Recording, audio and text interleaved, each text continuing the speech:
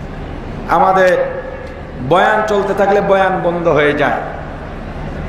পদ্ধতিটা সম্পূর্ণ ভুল পদ্ধতি। আপনি আপনার মনে যেটা বলে বা এতদিন যেটা শুনছেন সেটা মানবেন, না শরীয়ত যেটা বলে সেটা মানবেন?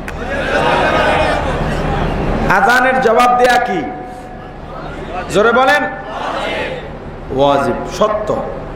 কিন্তু কোন জবাব ওয়াজিব এটা আমরা জানি না। আমার আফসোস লাগে, অনেক ওলামায়ে কেরাম এটাকে ওয়াজিব বলে থাকেন। আজানের ওয়াজিব জবাব দেওয়া ওয়াজিব, সেটা ফেলান কওলান নয়। মানে আজান দিবে, আজানের পরে ওই আজান শুনে নামাজে যাওয়াটা, রওনা দেওয়াটা ওয়াজিব। অর্থাৎ ওই জামাত ধরা, এই আজান শুনে জামাতটা ধরাটাই হলো জবাব, এটা ওয়াজিব। ফেলান আজানের শব্দ বলে, আমরাও বলি, এটা ওয়াজিব নয়। মুয়াজ্জিন বলবে আল্লাহু আকবার, আল্লাহু আকবার, আপনি আমি বলবো আল্লাহু আকবার, আল্লাহু আকবার, এটা মুস্তাহাব। এটা কি? আর ওয়াজ শোনা আপনার জন্য ফরজে আইন। ওয়াজ শোনা কি? সবাই বলেন। নামাজ যেমন ফরজে আইন, ওয়াজ শোনাও তেমন ফরজে আইন। আর আমরা যারা বয়ান করি, আমাদের জন্য বয়ান করা ফরজে কিফায়া। ফরজে আইন কেন? দলিল কি? ক্বালান নবী সাল্লাল্লাহু আলাইহি ওয়াসাল্লাম তালাবুল ইলমি ফারিদাতুন আলা কুল্লি মুসলিম। এই হাদিসের আলোকে এই মজলিসটা একটা ভ্রাম্যমান মাদ্রাসা, অল্প সময়ের জন্য হলেও একটা মাদ্রাসার ক্লাস, ইলমে দ্বীনের ক্লাস, দ্বীন শিক্ষার ক্লাস, ঠিক কিনা বলেন? যাই হোক, বিস্তারিত বলার সুযোগ হবে না, সময় তো এমনিই কম। অতএব আজান যখন চলবে, এবং যে কোনো আজানের জবাবই আপনার জন্য মুস্তাহাব নয়। আপনি যেই মসজিদের আজানের পরে ওই মসজিদে নামাজ পড়লে ওই মসজিদের জবাব আপনার জন্য ওয়াজিব বা মুস্তাহাব দুটোই। ওপার থেকে আজান শুনতেছেন, আপনি নামাজ পড়বেন এই মসজিদে, ওই আজানের জবাব দেওয়া আপনার কর্তব্য নয়। কথাটা মনে হয় বুঝাতে পারিনি। অতএব নামাজ টাইম মতো হবে, মসজিদে হয়তো জায়গা হবে না যেহেতু মানুষ বেশি, এখানেও হবে। এই আজানেই এখানের যারা থাকবে তারা নামাজ পড়বে। অতএব এখানের ফেলান জবাব দেওয়া ওয়াজিব, কওলান জবাব দেওয়া মুস্তাহাব। জোরে বলেন। এখন ফরজ চলতেছে, ফরজ বাদ দিয়ে মুস্তাহাব পালন করা যাবে? ফরজ বাদ দিয়ে ওয়াজিব পালন করা যাবে? কিন্তু নামাজ ফরজ, কি জোরে বলেন? অতএব আমরা জবাবটা দিব, ওয়াজিবও হবে, ফরজও আদায় করব বয়ান শেষ হওয়ার পরে। বয়ান শেষ হবে, নামাজে দাঁড়াবো, আজানের ওয়াজিব জবাবও হয়ে যাবে, নামাজে দাঁড়াবো, নামাজের ফরজিয়াত আদায় হয়ে যাবে। অতএব যখন আজান চলবে তখন বয়ান বন্ধ হবে না। আর আমার একটা পরামর্শ হলো, যেহেতু এখানে নামাজ হবে মসজিদের সাথেই, আজানটা যেন বয়ানের পরেই দেয়া হয়, মাঝখানে আজান না দিয়ে, যাতে পরে আজান দেওয়া হলে ভালো হবে। হ্যাঁ, তাহলে তো মোটামুটি সমাধান হয়ে গেল। আলহামদুলিল্লাহ। কথাটা শুরুতেই বলে নিতে চেয়েছিলাম, ভুলে গিয়েছিলাম, এখন স্মরণ আসলে এখন বলে দিলাম। সীমা লঙ্ঘনের অনেকগুলো পদ্ধতির এক পদ্ধতি বললাম, সীমা লঙ্ঘন করা যাবে কিনা এটা আপনাদের কাছে আমার জানার বিষয়। সীমা লঙ্ঘন করা যাবে? জোরে বলেন। সীমা লঙ্ঘনকারীর জন্য জান্নাত না জাহান্নাম? দুনিয়াতে একটু স্বাধীনতা পেলেই সীমা লঙ্ঘনের সীমা থাকে না। কথা বলেন না কেন? একটু ক্ষমতা পেলেই সীমা লঙ্ঘনের সীমা থাকে না। কয়েক টাকার মালিক হলেই সীমা লঙ্ঘনের সীমা থাকে না। বংশমর্যাদা একটু ভালো হলে তার সামনে আর কেউ দাঁড়াতেই পারে না। কথা বলেন না কেন? কি হবে? আল্লাহকে ভয় করতে হবে। আল্লাহ আছেন না নাই?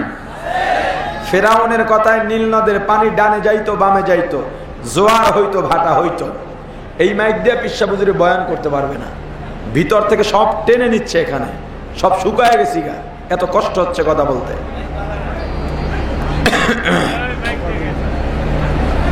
আমরা যারা দৈনিক প্রোগ্রাম করি, শক্তি দিয়ে কথা বলা সম্ভব বলেন? আজকে 3টা মাহফিল, এখানের পরে আরো 2টা আছে। কথা বলা যে কি কষ্ট এটা যারা না বলে তারা বুঝবে না। এরপরে যদি শক্তি দিয়ে কথা বলতে হয় কিভাবে বলবো বলেন? আল্লাহ মাউথ পিসে সাউন্ড টানে না, একটু ব্যবস্থা করেন বা মাউথ পিস পাল্টান। কি যেন বলতেছিলাম?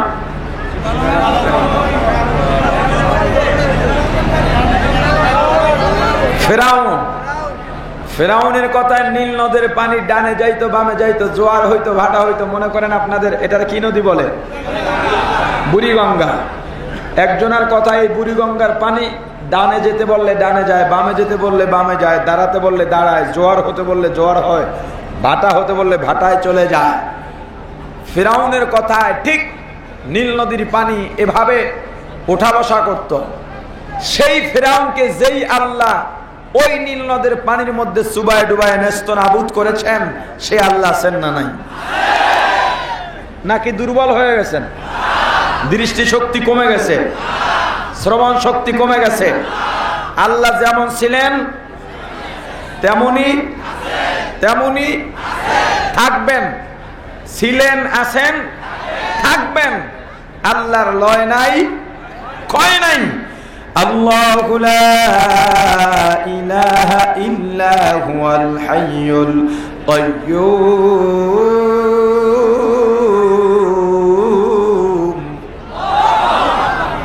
আল্লাহ ছিলেন, আছেন, থাকবেন। আল্লাহর লয় নাই, আল্লাহর ক্ষয় নাই, আল্লাহ চিরস্থায়ী, চিরঞ্জীব। নমরুদ আল্লাহকে মারার জন্য উঁচা পাহাড়ে উঠছিল। কত বড় বেয়াকুব! উঁচা পাহাড়ে উঠে আসমানের দিকে তীর নিক্ষেপ করছে, আল্লাহকে মারবে। সবচেয়ে বড় হিকমতওয়ালা কে? জোরে বলেন না কেন? ওয়ামাকারু ওয়ামাকারাল্লাহ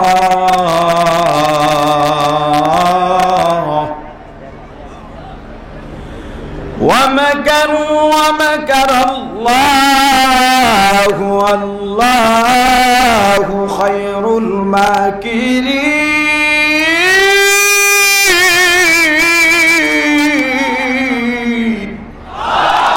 সবচেয়ে বড় হিকমতওয়ালা কে?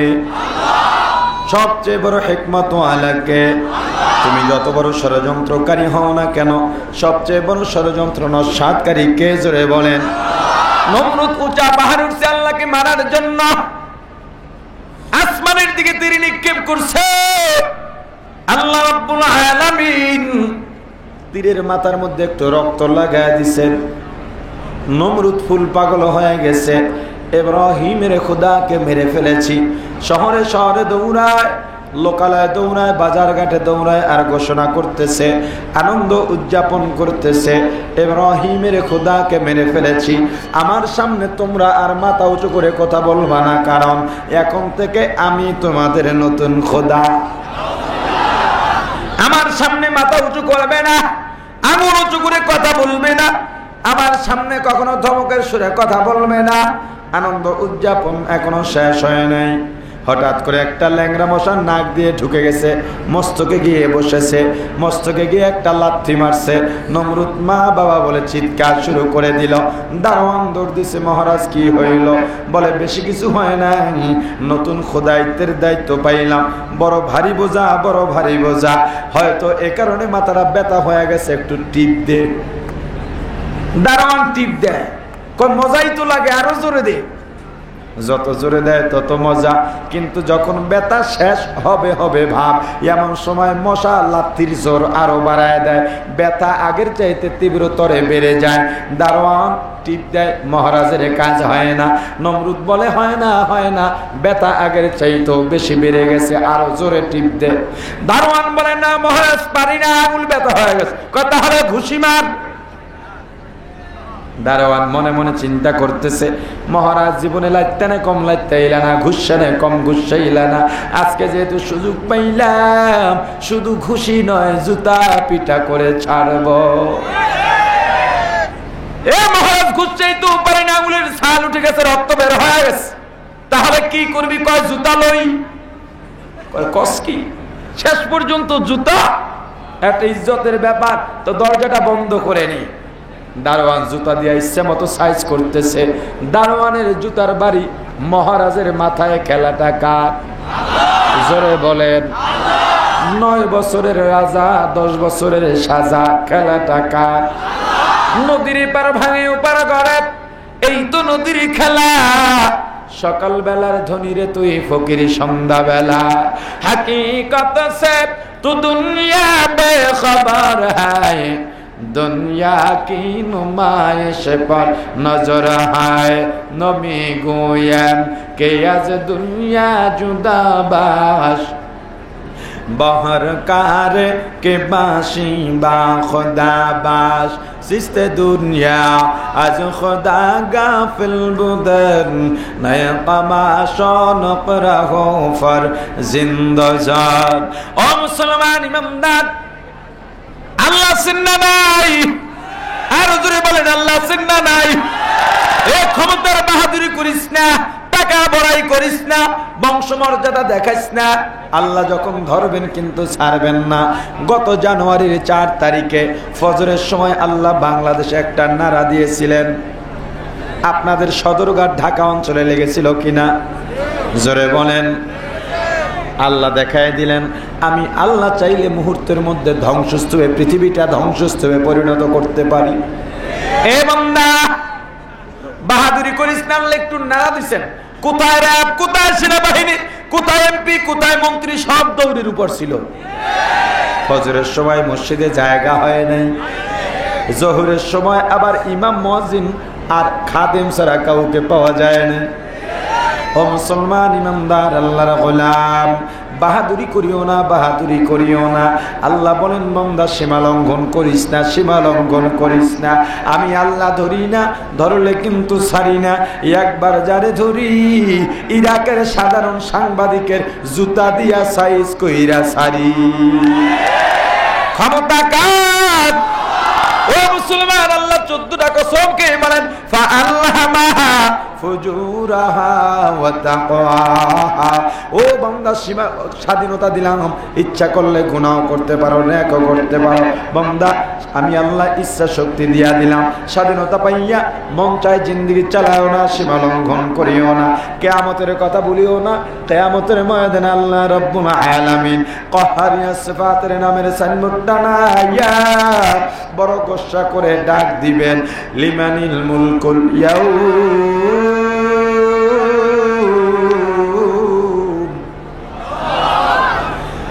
লিমানিল মুলকুল ইয়াউমা লিল্লাহিল ওয়াহিদিল কাহ্হার।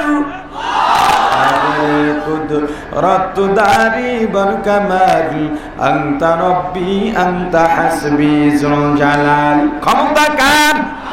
কিয়ামতের ময়দানে আল্লাহ রাব্বুল আলামিন ডাক দিবেন, দুনিয়ার মাস্তানা, দুনিয়া তো মাস্তানি তা বলে ইনকাম করলি না, বলছো নামাজ পড়বো না, কে নামাজ পড়াবে? রোজা রাখবো না, কে রোজা রাখাবে? ওলামায়ে কিরামের কথা শুনবো না, কে শোনাবে? আজকে পারলে বল বল, আমি আল্লাহর কাঠগড়ায় যাব না, কে দাঁড় করাবে? না না, এই দিনের মালিককে বল, লিল্লাহিল ওয়াহিদিল কাহ্হার, একমাত্র আল্লাহর জন্য যিনি হলেন কাহ্হার। ঠিক কিনা? দুনিয়ায় চাপাবাজি দিয়ে চলছো, পরকালে চাপা চলবে না। চাপাবাজি করতে যাইবাল না, চাপাটা বন্ধ করে দিবেন। আল ইয়াউমা নাখতিমু আলা আফওয়াহিহিম ওয়া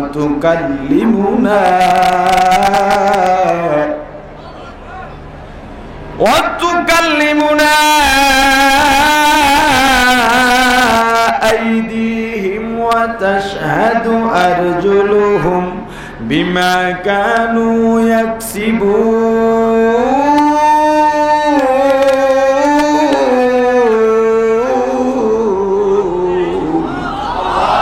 আল্লাহ জবানটা বন্ধ করে দিবেন, হাত কথা বলবে, পা সাক্ষ্য দিবে, অঙ্গ প্রত্যঙ্গ কথা বলতে থাকবে, পালাবার জায়গা নাই, ভেঙে যাওয়ারও জায়গা নাই।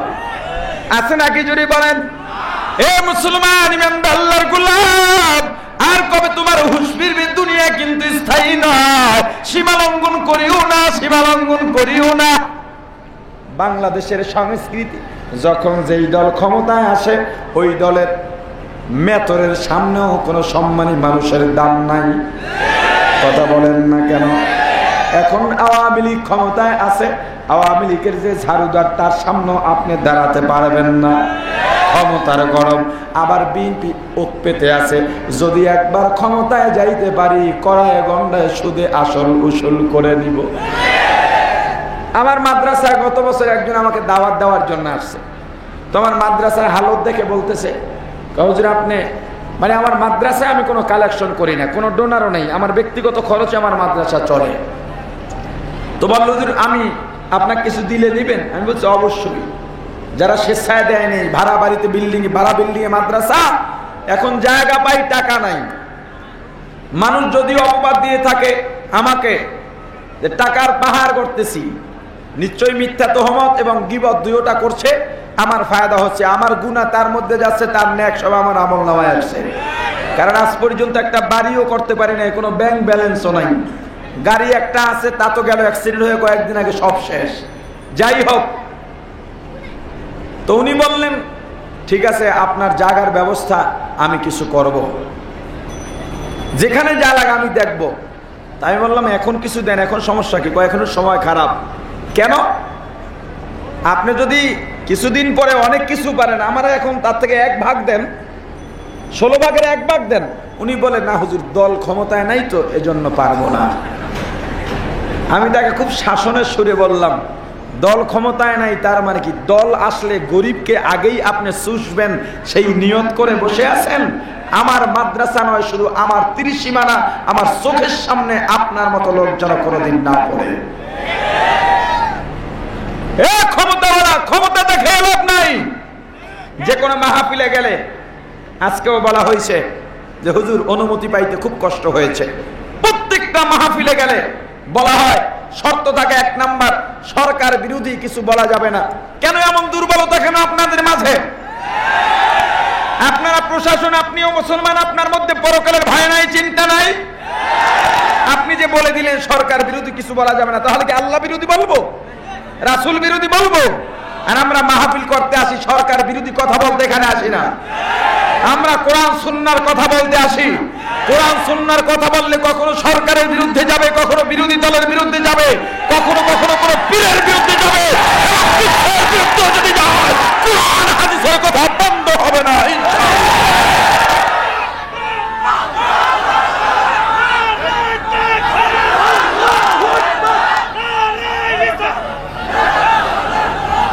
প্রিয় ভাইরা আমার, আমরা মুসলমান, আমাদের ঈমান আমাদেরই সংরক্ষণ করতে হবে, ঠিক কিনা বলেন? সীমা লঙ্ঘন করা যাবে না। আমরা মুসলমান, প্রত্যেকটা মানুষের মরতে হবে, এই চিন্তাটা যার মধ্যে আছে সে কখনো সীমা লঙ্ঘন করতে পারে না, ঠিক কিনা ভাইরা আমার? আমরা মুসলমান, মুসলমানের মধ্যে সৌহার্দ্য, হৃদ্যতা বাড়াতে হবে। আজকে তুমি দল করতে গিয়ে দ্বন্দ্ব কেন? এক মুসলমান আর এক মুসলমানের মাথার উপরে লাঠি ধরে, এক মুসলমান আর এক মুসলমানকে গুলি করে, কি আজীব ব্যাপার। বিভিন্ন জায়গায় এখন যুবক জওয়ান যুবতী মেয়েদেরকে লাশ পাওয়া যাচ্ছে। কেন হচ্ছে এগুলো? তুমি মুসলমান, তোমার মধ্যে সৌহার্দ্য কেন নেই? মুসলমান তো শ্রেষ্ঠ জাতি, যে কয়টা গুণের কারণে তার মধ্যে একটা গুণ হলো মুসলমানদের মধ্যে আন্তরিকতা, সৌহার্দ্যের কোনো অভাব নেই। আজকে আমরা নিজেরা কামড়া কামড়ি করছি, ইহুদি খ্রিস্টানরা ইসলাম নিয়ে হোলি খেলছে, ঠিক কিনা বলে? এক ব্যক্তি 2 বিবাহ করেছে, তো 2 বিবি চায় তাকে কাছে পাইতে। একদিন বড় সফর করে কয়েকদিন পরে বাড়িতে ফিরছে, 2 বিবি দুদিক থেকে হাত ধরে টানাটানি শুরু করছে, বলে আমার ঘরে আসেন, আপনাকে আমি বেশি খেদমত করব। আর এক বিবি বলে না আমি খেদমত করব। স্বামী বেচারা বললেন দেখো তোমরা দুজনই যদি আমাকে এভাবে টানাটানি করো তখন তো আমি দুর্বল হয়ে যাব, আরো ক্লান্ত হয়ে যাব। এমনিই আমি সফর করে এসেছি, ক্লান্ত শ্রান্ত হয়ে আছি, তার চেয়ে আমি তোমাদের একটা ভাগ করে দেই। কি ভাগ? বড় বউ ডান হাত আর ডান পায়ে তৈল মালিশ করবা, ছোট বউ বাম হাত আর বাম পায়ে তৈল মালিশ করবা। 2 বউ সমান ভাগ পেয়ে মহা খুশি। স্বামী বেচারা বিশ্রামে আছেন, বড় বউ একটা ভারী পিতলের বাটিতে সরিষার তৈল গরম করে নিয়ে আসছেন খেদমত করার জন্য। স্বামীর কাছে আসার পরে ঘটনাক্রমে হাতের থেকে পিতলের পেয়ালাটা পড়ে গেছে বাম পায়ের উপরে। পায়ে ফোসকা পড়ে গেছে, রক্ত বের হয়ে গেছে, স্বামী দিছে চিল্লানি, ছোট বউ দৌড় দিছে, ব্যাপারটা কি? স্বামী চিৎকার দিল কেন? এসে দেখে পায়ের মধ্যে ফোসকা পড়ে গেছে, বাম পায়ের মধ্যে ফোসকা পড়ে গেছে, রক্ত বের হচ্ছে। আচ্ছা, এই সময় দুই বিবি মিলে কি করা দরকার ছিল বলেন? চিকিৎসা কি করা দরকার ছিল? কারণ দুজনার সম্পদ কি? কথা বলেন না কেন? স্বামী। ছোট বউ বলল, বড় বউ তুমি এটা কি করলা? বলে, ভাই আমার ভুল হয়ে গেছে, হাতের থেকে পড়ে গেছে, চলো চিকিৎসা করি। কয়, চিকিৎসা করবো সেটা পরের কথা, তুমি ফালাইছো, তোমার ভাগের ডান পায়ে ফালাইতে আমার বাম পায়ে ফালাইলা কেন? তা আমার ক্ষমতা কম নাকি? ছোট বউ আর এক বাড়ি তৈলেই না ডান পায়ে ছেড়ে দিয়েছে। বড় বউ বলে, এই সংসারে দুঃখের সাথী আমি, আর তুমি আমার সাথে বাহাদুরি করো, দেখো আমিও কি পারি। শক্ত লাঠি একটা এনে ডান বাম হাতটা ভেঙে দিয়েছে। এবার ছোট বউ ডান হাত ভেঙে দিয়েছে, বড় বউ বাম চোখ উঠায় ফেলেছে, ছোট বউ ডান চোখ উপড়ে ফেলেছে।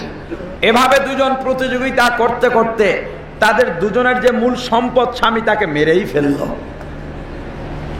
আজকে মুসলমানের সবচেয়ে বড় সম্পদ হলো ইসলাম। আমরা সাধারণ দ্বন্দ্ব নিয়ে দ্বন্দ্ব করতে করতে ইসলামটাই যে বিলীন হয়ে যাচ্ছে আমাদের কোনো খবর নেই। হে বাংলাদেশের মুসলমান, ইহুদি খ্রিস্টান ইসলাম বিদ্বেষীরা বাংলাদেশকে টার্গেট করে বসে আছে। কারণ বাংলাদেশে বিশ্ব ইজতেমা হয়, চরমনাইর ময়দান বাস্তবায়ন হয়। বাংলার জমিনে এত মসজিদ, এত মুসলমান, এত টুপিওয়ালা, এত উলামায়ে কেরাম, পীর মাশায়েখ, এই দেশকে ইসলাম বিদ্বেষীরা টার্গেট করেছে যাতে এই দেশের যুব সমাজ নষ্ট হয়ে যায়। যার জন্য নেশা দ্রব্য বাংলার জমিনে চারপাশের বর্ডার থেকে অহরহ ঢুকানো হচ্ছে, ঠিক কিনা বলেন?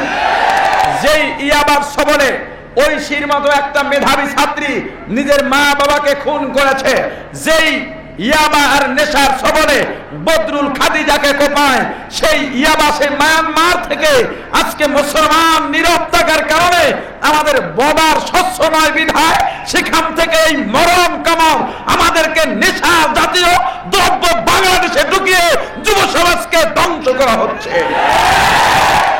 হ্যাঁ যুবক, নেশা বাদ দাও, ইয়াবা মদ গাঞ্জা এগুলো যেন তোমার চারপাশে না থাকে, তুমি এর ধারে কাছেও যাইবা না। বাংলাদেশের যুবক যদি নেশাদ্রব্য ছেড়ে দেয়, তাহলে যারা বাংলাদেশের জমিনে নেশাদ্রব্য ঢুকাবে ওরা চালানেও মারি খাবে, ঠিক কিনা বলেন? মায়েরা আমার, বাংলাদেশ ধ্বংসের পায়তারা করছে পশ্চিমা বিশ্ব, ইসলাম বিদ্বেষীরা। হে বাংলাদেশের মুসলমান, মনে করো না তুমি নিরাপদে থাকবা। ওরা যখন বিশ্বের মুসলমান নিধন করে বাংলার জমিনের সীমানা পার হয়ে বাংলাদেশে ঢুকবে, তখন তুমি কোন দল করো, কোন পীরের মুরিদ সেটা দেখবে না, দেখবে তুমি মুসলমান কিনা। আর বাংলাদেশের মুসলমানদের রক্ত দিয়ে কাফের বেদিনীরা গোসল করার অপেক্ষা আছে। আমরা সবাই মুসলমান মিলেমিশে থাকতে চাই, রাজি আছি কিনা জোরে বলেন? একই ঘরে দুই ভাই, দুইজন দুই দল করে, দলের কারণে দুই ভাইয়ের মধ্যে কথা নেই। পাশাপাশি দুই ঘর, দুই দোকান, সব সময় যাদের সাথে দেখা হয় কিন্তু কথা নাই, কারণ দুজন দু দল করে। সকালে ঘরের দরজা খোলার পরে চায়ের দোকানে চলে গেল, একজন দেখে অমুকে দোকানে ঢুকছে, আমি আর এ দোকানে নেই, কারণ এ দোকান না পাক হয়ে গেছে। এই মন মানসিকতা বাদ দিয়ে যদি এই সমাজ গড়া যায়, সকালে ফজরে ঘরের দরজা খোলার পরে আওয়ামী লীগের কর্মী চায়ের দোকানে চলে গেল, বিএনপির কর্মী পিছনে গিয়া বলতেছে, কিরে কি করো? বলে চা পান করি। খালি কাপ নিয়ে বলবে আমাকেও অর্ধেক দে। দুজন মিলে চা পান শেষ করে দিল। এরপরে দুজনের মধ্যে নীরব প্রতিযোগিতা হবে, চায়ের বিল কে দিবে। আওয়ামী লীগের কর্মী বলবে আমি দিব, বিএনপির কর্মী বলবে না তুই দিতে পারবি না, আমি দিব। পিছন থেকে জাতীয় পার্টির কর্মী এসে বলবে, চা তো তোরা খেয়ে শেষই করলি, আমি তো ভাগে পাইলাম না, তোদের ঝগড়ার দরকার নাই, তোদের বিলটা আমি দিয়ে দেই। চায়ের দোকানদার তিনজনের ঝগড়া দেখে বলবে, ভাই আমি হাত পাকার সমর্থক, আজকে তোকে চা ফিরি। পরিবেশটা যদি এমন হতো ভালো লাগতো না খারাপ লাগতো? আপনাদেরকে বাংলাদেশেই এমন একটা জায়গা আছে, তার সন্ধান আমি আপনাদেরকে দিচ্ছি। এ মাসের 6 তারিখে চট্টগ্রামের জিরি মাদ্রাসার আখেরি মোনাজাত শেষে আমি চলে গিয়েছিলাম টেকনাফে। হোয়াইক্যাং পুলিশ ফাঁড়ির সাথে আমার প্রোগ্রাম ছিল। আমি অবাক হয়ে গেছি, যথারীতি অবাক। ওরা বলতেছে, হুজুর এই এলাকায় আজ পর্যন্ত দল নিয়ে কোনো মারামারি হয়নি, বরং সেখানের চলাফেরা কি, যে কয় দলের চেয়ারম্যান প্রার্থী আছে তারা ওয়ার্কিং করে সন্ধ্যার সময় চায়ের দোকানে একসাথে বসে নিজেরা খুনসুটি করে এটা বলে যে আমি যে ওয়ার্কিং করলাম, ক্যাম্পিং করলাম, তাতে বোঝা গেল জনগণ আমার সাথে। আর একজন বলে না আমার সাথে। শেষ পর্যন্ত তারা একসাথ হয় একটা কথায়, কি চেয়ারম্যান যেই হই না কেন আমাদের মধ্য থেকে বাকি সবাই তাকে আমরা সহযোগিতা করব। এবং এটাই তারা সেখানে করে থাকে। বাংলাদেশের প্রত্যেকটা অঞ্চলের দৃশ্য যেদিন এমন হবে, সেদিন বাংলাদেশের প্রতি কোনো শগুনের থামার সাহস পাবে না। বাংলাদেশকে রক্ষা করতে হবে, বাংলাদেশকে বাঁচিয়ে রাখতে হবে। সম্ভাবনাময় দেশ আমার প্রিয় মাতৃভূমি বাংলাদেশ, ঠিক কিনা জোরে বলে। মুসলমান ইমানদার দারওয়ান নমরুদের মাথার মধ্যে জুতা দিয়া বাইরে শরণ আসেনি। নমরুদ ডাক দিয়া বলে, দারওয়ান পারি না, পারি না। এবার একটা ঝাড়ুলা জুতায় হয় না। কয় যত অপমান করবি ততই তো মাথার ব্যথা যেহেতু কমে। এবার ঝাড়ু দিয়া বাইরায় তা তো মাথার ব্যথা কমে না। নমরুদ ডাক দিয়া বলে, দারোয়ান চূড়ান্ত সিদ্ধান্ত গ্রহণ কর, কি করব? কয়েকটা মুগুর ল। মুগুর চিনেন? কথা কয় না, একটা মুগুর ল। দারোয়ান ডাক দিয়া বলে, মহারাজ মুগুর নিলে তো বাঁচবেন না। বলে, বাঁচা মারার হিসাব করার সময় নাই। দারোয়ান মুগুর নিয়ে একবারই জায়গার মধ্যে স্বঘোষিত খোদা চিৎপটা। ও মুসলমান, এই কারবারটা তিনি করলেন সেই আল্লাহ আছেন না নাই? আর হুজুরে বলেন, ও মুসলমান আল্লাহকে ভয় করো, সীমালঙ্ঘন করিও না, করিও না। আল্লাহ দুনিয়াতে স্বাধীনতা দিলেন, স্বাধীনতা পাইয়া গুনার কাজ করিও না, সীমালঙ্ঘন করিও না, মন গড়া জিন্দেগি চালায়ও না। আল্লাহকে ভয় করো, আল্লাহকে ভয় করো। যদি আল্লাহকে ভয় করতে পারো, সীমালঙ্ঘন বন্ধ করতে পারো, তোমার জন্য জাহান্নাম যে ঠিকানা সেটা বন্ধ হয়ে তোমার ঠিকানা পরিবর্তন হয়ে আল্লাহ জান্নাত ঠিকানা করে দিবি। ভাইরা আমার, জাহান্নামীদের কয়টা বদ খাসলাত বলছিলাম? 1 নম্বরে সীমা লঙ্ঘন, 2 নাম্বার যারা পরকালের উপরে দুনিয়াকে প্রাধান্য দেয়, ওয়া আতারুল হায়াতাদ দুনিয়া। 2 নাম্বার কি? আমার তো বললো আর আচ্ছা ঠিক আছে। 2 নাম্বার হলো যারা পরকালের উপরে দুনিয়াকে প্রাধান্য দেয়। দোকানদারি করা দুনিয়ার কাজ না, পরকালের কাজ। জোরে বলেন। দোকানদারি দুনিয়ার কাজ যদি রাসূলের তরিকায় হয় সেটাতেও সওয়াব হয় মূলত, যদিও সওয়াব হয় তবুও কাজটা দুনিয়ার, ঠিক কিনা? মসজিদে আজান হওয়ার পরে নামাজে যাওয়া দুনিয়ার কাজ না, পরকালের কাজ। জোরে বলেন। আজান হয়ে গেছে, দোকানদার দোকানদারি করতেছে, সামনে কাস্টমার জমা হয়ে গেল। দোকানদার চিন্তা করলো দোকানটা বন্ধ করে যদি নামাজে যাই, কাস্টমার সদাই নিয়ে বিদায় হয়ে যাবে, অন্য দোকান থেকে সদাই নিয়ে বিদায় হবে। এই চিন্তা করে দোকানদার যদি নামাজে না যায়, দোকানদারি করে, দোকানকে প্রাধান্য দিল না মসজিদকে, নামাজকে প্রাধান্য দিল? জোরে বলেন। এ দোকানদার, তুমি তো দোকানকে প্রাধান্য দাও নাই, মূলত আখিরাতের উপরে দুনিয়াকে প্রাধান্য দিলা। এরকম প্রত্যেকটা ক্ষেত্রে আপনার পথ 2টা, একটা হলো আখিরাতের পথ আর একটা হলো দুনিয়ার পথ। আপনি কোনটা মানবেন সিদ্ধান্ত নিতে হবে আপনার। দুনিয়া বলে টুপি লাগবে না, আখিরাত বলে টুপি লাগবে। দুনিয়া বলে সুন্নত লাগবে না, আখিরাত বলে সুন্নত লাগবে। দুনিয়া বলে নামাজ লাগবে না, আখিরাত বলে নামাজ লাগবে। দুনিয়া বলে পরকাল লাগবে না, আখিরাত বলে পরকাল লাগবে। আপনার সিদ্ধান্ত নিতে হবে, আপনি পরকাল চান না দুনিয়া চান। আপনার সিদ্ধান্ত যদি হয় দুনিয়া বাদ, পরকাল বাদ দিয়া দুনিয়া চান, তাহলে আপনার ঠিকানা হবে জাহান্নাম। যতটুকু কথা বললাম, যত ভুল সব আমার পক্ষ থেকে, যত ভালো সব আল্লাহর পক্ষ থেকে।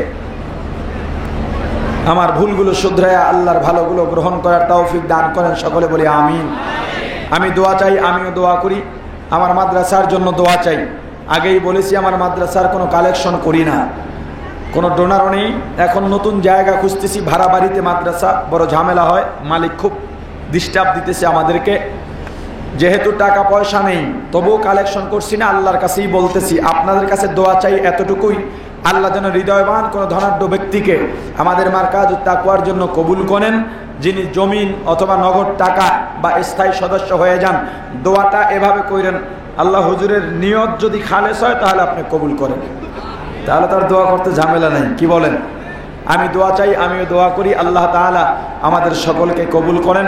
বয়ান চলতে থাকবে, এখন এশার আজান হবে, নামাজ হবে, পিসাব চরমনে ইনশাআল্লাহ আখিরি মোনাজাত দিবেন। আমরা সবাই মোনাজাতে শরীক হয়ে বিদায় নিব। সুবহানাল্লাহি বিহামদিহি সুবহানাকাল্লাহুম্মা ওয়া বিহামদিকা আশহাদু আল্লা ইলাহা ইল্লা আনতা আস্তাগফিরুকা ওয়া আতুবু ইলাইক। আসসালামু আলাইকুম ওয়া রাহমাতুল্লাহি ওয়া বারাকাতুহু।